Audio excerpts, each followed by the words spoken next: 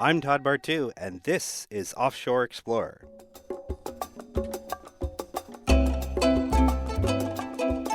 Offshore Explorer looks at the world from the mariner's point of view, port by port. In this series, we discover the important intersections between sailing, culture, and life, past, present, and future. Coming up on today's episode, the theme of being stuck, whether by choice, indecision, or quarantine. But first, let me introduce to you our host, the man, the myth, the legend, Mr. Scott Dodgson. Welcome, Scott. Hey, Todd. How are you? Good. Well, it's a rainy day in Los Angeles, which is quite rare, but it's pouring buckets at the moment. And it's just another excuse for us not to leave. So the subject today is a phrase that I use all the time. And there's a phenomenon with boaters, okay? There are thousands, literally thousands of boats that the owners have been working diligently, have been dreaming, have been planning to sail around the world and go on the cruise of a lifetime. And they're still sitting in the marina. And for the most part, they will remain there forever and ever and ever. So this is a kind of industry, okay? So the question I always have for people is, why haven't you left? Because I certainly have left hundreds of times. And Pacific crossings, Atlantic crossings, up and down the coasts, East Coast, West Coast, Europe, the Mediterranean, Africa, up into the Baltic states, into Scandinavia, England. I've left. But I always run into people like, hey, when are you going to leave? And it's kind of like me kind of goading them in a sort of strange way. It appeals to the people like, let me press your buttons so you'll feel more motivated to leave. But if we go back in history, we can also see that how difficult it would have been for somebody in a village with a small boat that was an extraordinary expense to build in terms of time and labor, how they would leave their nest, how they would leave their tribe and move on and go do trading, say, with another country or something like that. So the people that do get up and go are kind of a special breed. You understand what I'm saying?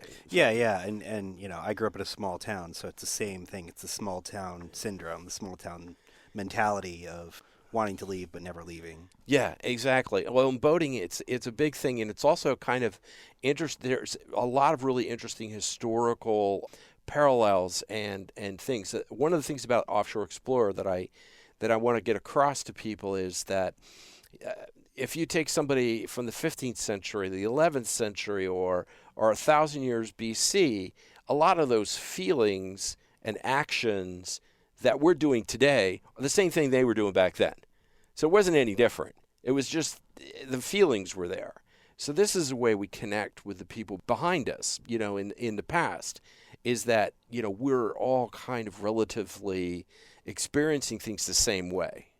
Okay, and Offshore sort of wants to draw those parallels and make those connections so that when you do travel and go to some exotic location, or you sail into some place and you look at, okay, why in the Virgin Islands is Virgin Gorda called Virgin Gorda? That means in Spanish, the fat virgin. Yeah.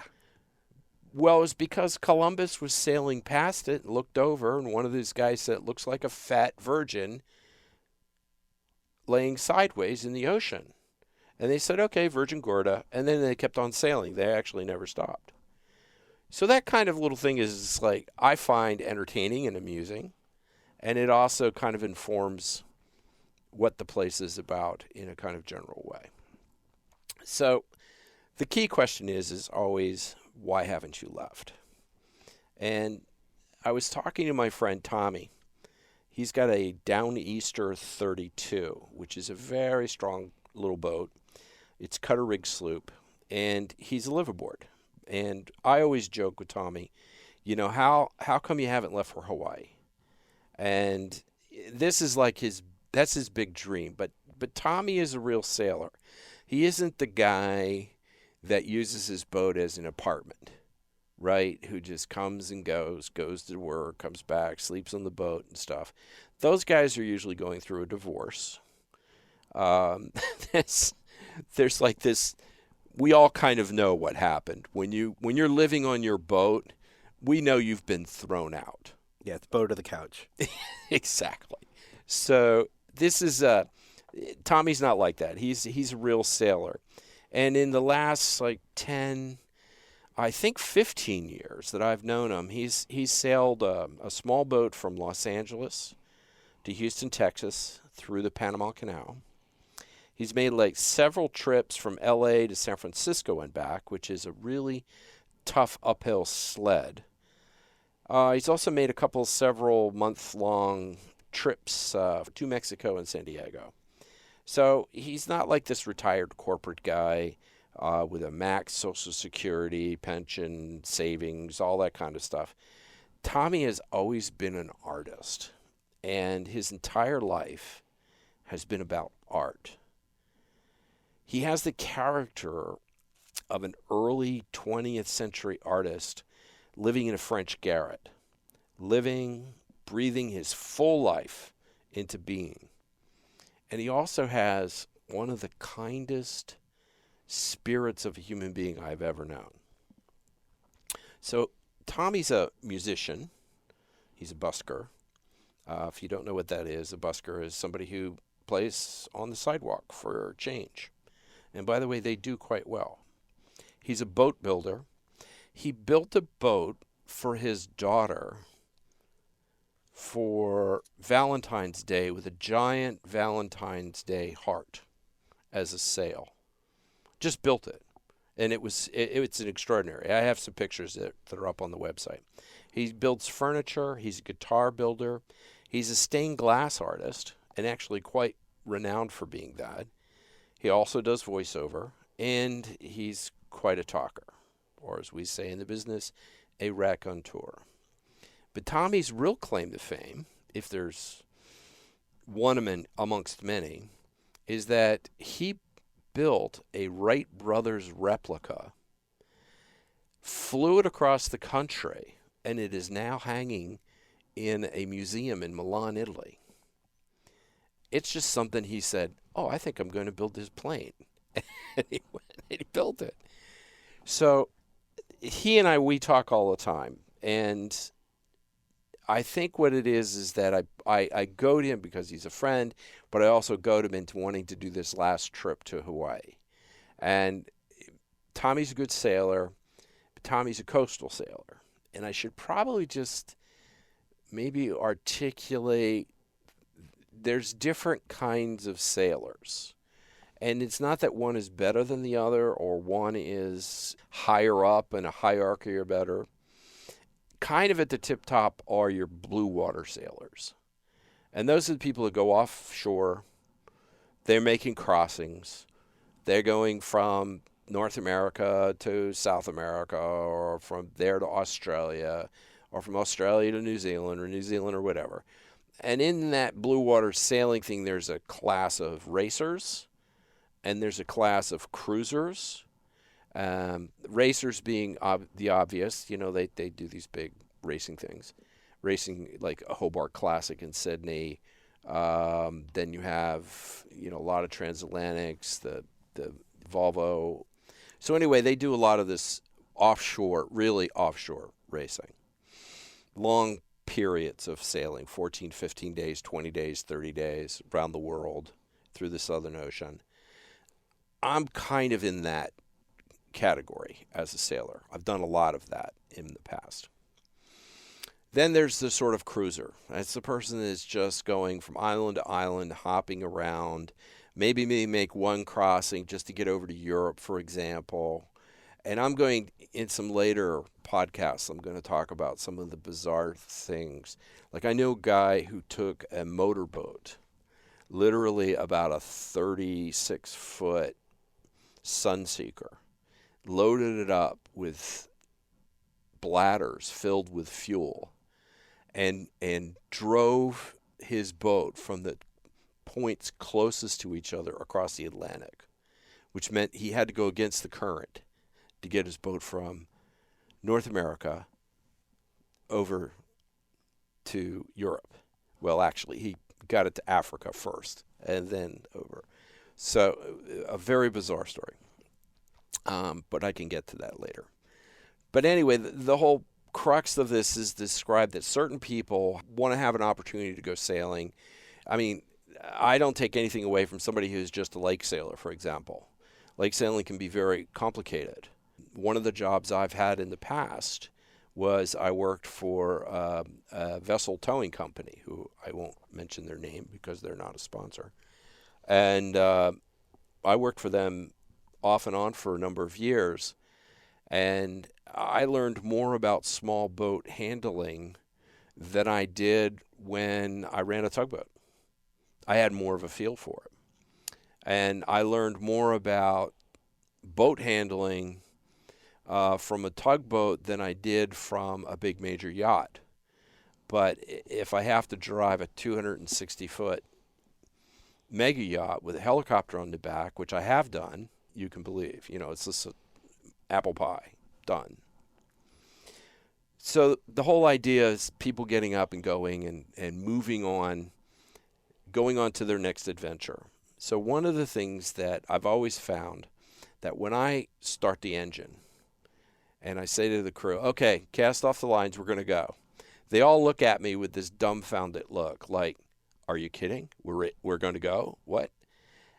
And it's just an amazing thing because it happens all the time.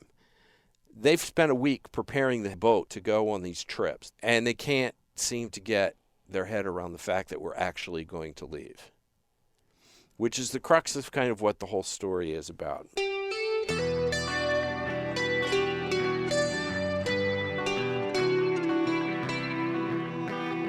Thank you to our founding sponsors, DG Entertainment, for providing the facilities for this podcast, Robbie Davis and his staff for the best in the business.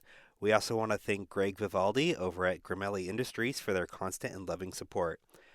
We're inviting local sponsors to support our podcast. You can find us at offshoreexplorer.org.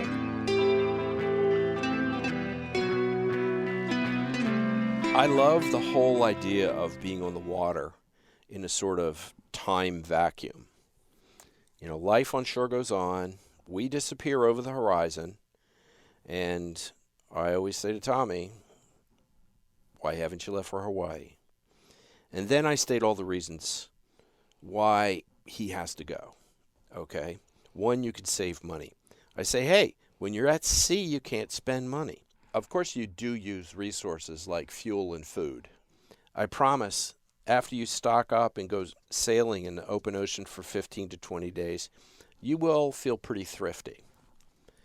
Second, when you reach Hawaii, Polynesia isn't that far away. So you just got to think about those adventures. And that's the thing that people don't understand about how the sailors of the past linked places together to go, which is how humanity developed. So if you're in Hawaii getting to Polynesia, it's a long sail, don't get me wrong. It's almost 2,000 miles. But once you get into Polynesia, you can go all the way, almost literally island hop, almost all the way to Australia, which is 10,000 miles. So I always bring up these things. And then one of the things that I keep telling him is you got to get away. Don't sit on your boat. Don't let it just sit there and get growth on the bottom and all the rest of that kind of stuff. Just keep your boat moving. So one of the things that sailors do is they dream about getting away and seeing the world. They plan incessantly for the adventure. I mean, I have known hundreds of guys who have spent years planning or saying, oh, well, you know what, I really want to go make this trip, but, I'm due for an oil change next week, so I really can't go today. Or, why don't you take a trip for us here in California? Why don't you take a trip to Catalina Island, which is only about 40 miles, and they have a casino there, and they have buffaloes, and they've got all kinds of stuff, and nice anchorages. Oh, well, I don't know. It's just I get there, I don't, maybe the weather's not going to be good. It's anything for an excuse. The people make these. But the people that do eventually move also have to deal with something that they didn't expect. And I'll use the illustration on the East Coast. There's a lot of boaters on the East Coast that dream about going to the Caribbean and sailing. Now, there's a couple of ways that people do this, and a lot of it has to do with their own preparation mentally and a kind of sense of courage and confidence, which I think most people, they have it, they just don't trust it. And here's the reason. If I'm in the Northeast and I want to go to the Caribbean, anywhere from North Carolina up to Maine, what I'm going to do is I'm going to sail across the Gulf, and I'm going to go to Bermuda, which is only like 600-800 miles, depending on where you leave from, which is actually quite a short, it's like a 3-day trip. I'm going to get there, and then I'm going to sail the rest of the way down to the Caribbean. But because it's kind of open ocean, people don't want to do that. They're kind of freaked out by it. I could understand that. When I first started sailing, about the only thing that I had to navigate with was I used to use a sextant all the time. It was like, okay, I might have gotten a C in math, but I could use a sextant in logarithms and all the rest of that kind of stuff. But I knew how to do that. I actually still know how to do it, I think. But we're going to have a podcast just on navigation. But so you have these people, they make this sort of jump where they say, okay, look, we're going to come all the way down the coast. And the waterway, the intercoastal waterway runs all the way from like New Jersey all the way down to Florida. It actually runs all the way down to the Key West. And you're basically protected as a sailor. It's like a big channel. It's between islands and there's bays, etc. They go down, and it's a wonderful party. You could stop every night, and there's restaurants, and it's a great trip to do. But what happens is once you get down into Miami and Fort Lauderdale and you want to go to the Caribbean, you're going to have to beat into the wind to get across the Mona Passage, which is the passages between Florida and Hispaniola, okay, which is Haiti and the Dominican Republic. If you all check a map, you can see that it's not a very long trip, but the water there is horrible because the Gulf of Mexico and the Gulf Stream comes right up through it. It's like squeezing a giant river into a spigot, and it's rough, and it could be absolutely beautiful day, but you're going to have a 15 to 20 knot wind on your nose. So if you're a sailor, you got lumpy seas that don't make sense. You're up and down, right? And you got to keep tacking to get through the wind and to get to into the Caribbean. Because once you get inside the Caribbean, the sailing can be very gentle and very beautiful, which is why it's so popular. So what happens is the people do this whole beautiful thing. The wife has a great time. They come down. This is great. They go to the Mona Passage. It's a disaster. They finally make it to Tortola, which is in the British Virgin Islands. And when they make it there, they have this marina there. And you could find 25, 35, 50 boats that are completely outfitted and ready to go around the world. The most expensive stuff ever made on the boat, because it came down to one thing: the boat or my wife, right? So the boat stays, he leaves, put it for sale, adventure over, because it's like the hardest thing to do. When all they had to do is sail open ocean and go to Bermuda. And all they had to do was cross over to Bermuda, which is lovely, by the way, and I'll do a whole piece on Bermuda later on in our podcast, and rest and then just have this lovely sail. It's, 600 miles down. It's easy. It's not a hard thing to do. And the weather's usually nice. The one thing you may have is the fact that you might not have all that much wind. But, that's okay. You can make it down there. It's not that hard. So if they did that, then they'd be in the Caribbean, and then the wife would be happy, the boat would be happy, everybody would be happy. But instead, they take the other option of going down the intercoastal waterway to Florida and going across and listen, professional sailors like to avoid that water at all costs. That water, the Bay of Biscay, the Bay of Lyon, those are like the worst places in the world to sail. I'm telling you. It's like white water, white caps everywhere, all the time, 24/7. The point about leaving is when you do leave, you have to choose the right direction. And you have to do it in a kind of practical and nautical way. Try not to go against the wind. Try not to go against the current. Go with the flow. That's my best advice as far as that's concerned.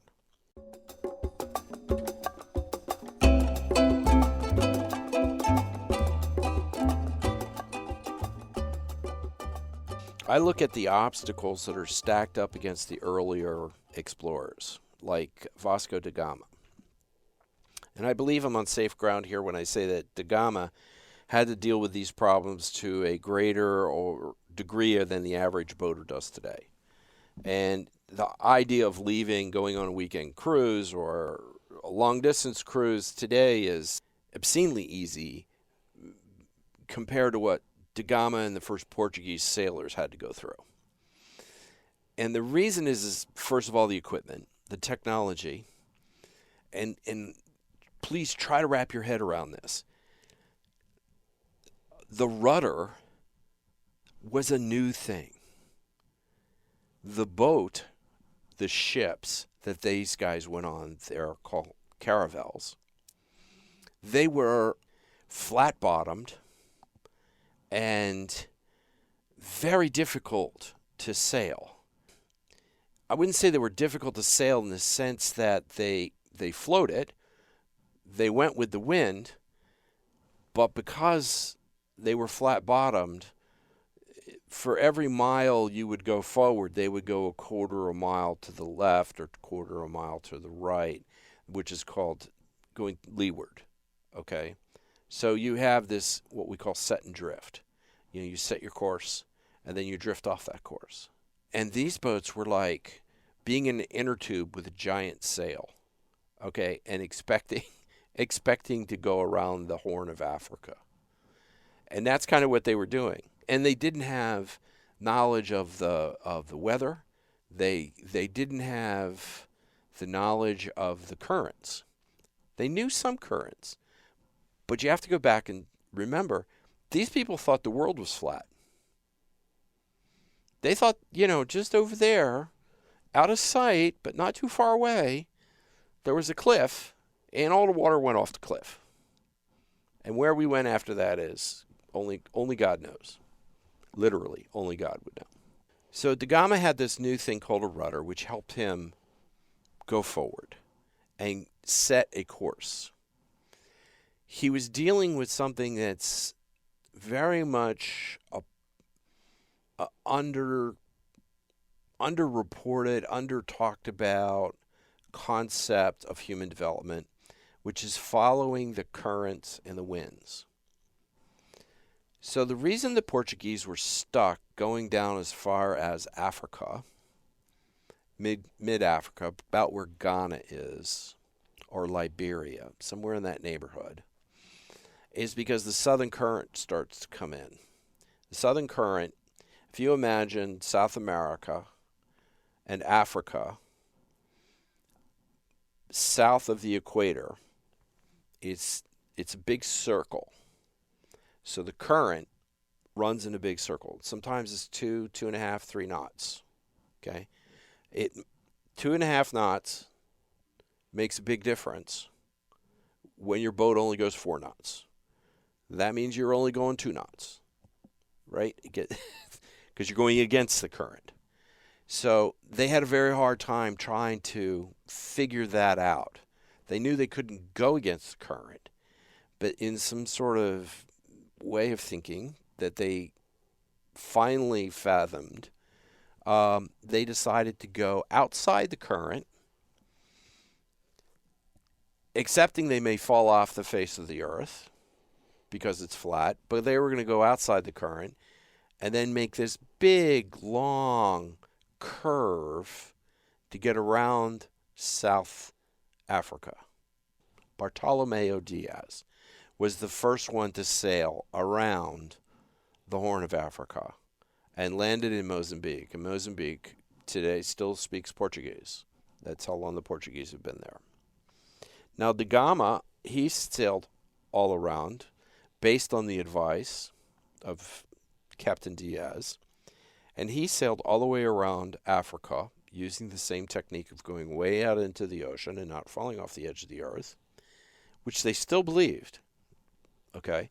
Then they sail up the coast of Africa and around and over, catching another current, which we'll talk about, the famous Indian current, monsoon current, and end up in India. Okay. Now, in order to do that, da Gama spent 2 years, including 300 days at sea, and he traveled some 24,000 miles to go one way. So these guys had to have a lot of faith. Okay. And even after all of that, he went on a second voyage 5 years later. Okay. And we're going to get into da Gama and some of his actions later.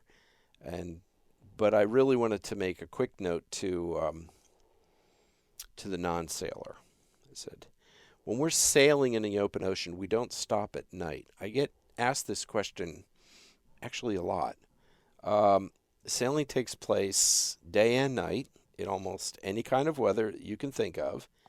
And that's just it. We don't stop and say, okay, it's 11 o'clock, let's all go to bed and anchor the boat. No, it's not what happens. It's just, you just keep going, you just keep going, you just keep going. My point here is that da Gama and Diaz faced the same trepidation and the same fear and fragile self-confidence that any sailor faces today when they go to leave a port. Even if it's a quick trip to Catalina or, a quick trip to Bar Harbor in Maine or whatever the case may be, wherever you're going to go. Everybody has the same sort of apprehension, trepidation about what's going to happen. And you have to put it all into a context. But when you go to start your engine and you say to your friends, hey, come on, let's get the lines in. We're going to cast off. Let's go. And they look at you with that kind of dumbfounded look like, we're really going to go? Yeah, we're really going to go. And then you drive away. You're sharing the same sort of experience that these world explorers experience. Maybe not quite to the degree, but it's the same trepidation, which I find fascinating. Here's a couple of words of wisdom. For all you guys that want to go sailing and go do trips and are planning long trips, whatever you want to do, if you want to go and sail the South Pacific or whether you want to take a charter boat and rent a charter boat down in the Caribbean and sail around Tortola, which, by the way, I would highly recommend. It's a great place to go. It's a great place to get your chops, and it's fun and it's just great. Practice going sailing. Even if it's just to take the boat out, half hour, 45 minutes, just get it out of the harbor, put the sails up, sail around a little bit, tack a few times, go a couple of different directions. Get used to the systems on your boat so that you know them inside and out, and it's just a natural thing. I sailed a 72-foot Scorpio class CT, which is a Taiwanese built boat by Robert Perry, designed. I sailed that by myself for years. I mean, I would have crew, but they weren't really competent sailors. They knew how to do a couple of things. But my advice at this point is to teach your wife, teach your girlfriend how to drive the boat, how to run the boat, how to sail the boat. Don't be the only guy. Boating is a kind of guy thing, right? But teach your wife how to dock the boat. I've seen so many people get injured, you know, and they can't dock the boat, and then the wife is standing there going like, I don't know how to do this. I don't even know how to start the boat. Don't even know how to turn it off. Right? All because you wanted to stand there and be the captain. My advice, teach people that come with you, and you'll learn more about yourself and more about the boat than you could possibly imagine. The one thing I know for sure is that people are not going to be saying to you, why haven't you left?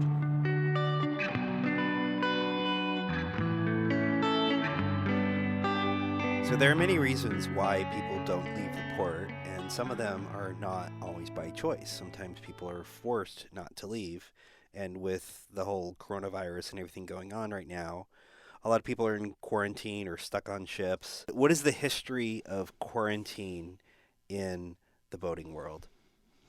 Well, actually, it's funny you should say that because quarantine actually comes from Italian.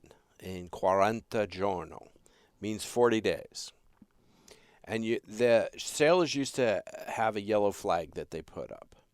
And the yellow flag said, okay, that boat's quarantined. There's yellow fever on there. There's leprosy on there. There's chicken pox, or there's measles. I mean, you have to remember, measles killed millions of people at one time. So having these sort of quote-unquote pandemics, they realized very early, most of the ports realized very early, that how they were being infected was through travelers. And the main travelers were people coming on boats. So the boats had to be inspected, the people had to be inspected, and literally they would go and they would look at somebody and say, okay, whatever. I mean, there's a lot of stories, especially stories about the British Navy with their base in Antigua, where ships would have yellow fever, and there'd be 350 to 400 men on a ship, and 90 to 95% of them would die. Okay, but they wouldn't get help from the land because they were quarantined, and as long as that yellow flag flew, that was it. You couldn't go near the boat. Now, the meaning of the yellow flag is a little different today. It's actually the opposite. A lot of people don't get to do this very often because, like, say, if you're in America, you don't have to clear in America. You know, you could sail all around our ports and stuff like that, and you don't have to clear in port to port. You only clear in when you go country to country. But when you do go in to clear it, and my advice is always err on the side of caution. You know, make sure all your paperwork is together. Just be very detailed about this whole thing. And there's a couple of little tricks you could do that I learned the hard way. Was sometimes when you go into a foreign country, they ask you for a crew list. Okay? So, so I go onto my boat and I turn on my copier and I copy a crew list. No. You don't have a copier on your boat, although some do. Actually, we used to have fax machines, and it's another story. But a case, I used to use handwritten ones. But a friend of mine told me this. He said, make a stamp for yourself. So I went to the local business center, and I had a stamp made. And the boat I had for years was called Delphus. So I had a dolphin, and I had stars, and it looked like a real official stamp. So my official crew list I would write out by hand, who was on the boat, and then I would stamp it with my thing. And the customs officials would look at it, and they would go, oh, this is an official stamp. Okay. Like, this is cool. And it was hilarious because they would buy it. Like, this was official. If I brought just a crew list in with no stamp on it, forget about it. Okay. So right now what it is when you come into a port, you fly a yellow flag. So to clear into the country, this is clearing into a country. You fly a yellow flag, then the customs and immigration people know that you're ready to be inspected. Now, most of the time they don't come out to the boat. You have to go in. But you kind of have to keep all your people together. And you have to go in. Sometimes all of you have to go into the office with your passports and the ship's papers and the crew list, and they check it off. You're such and such, you're Tara Bartu, okay, got your check. Here's your passport, stamp.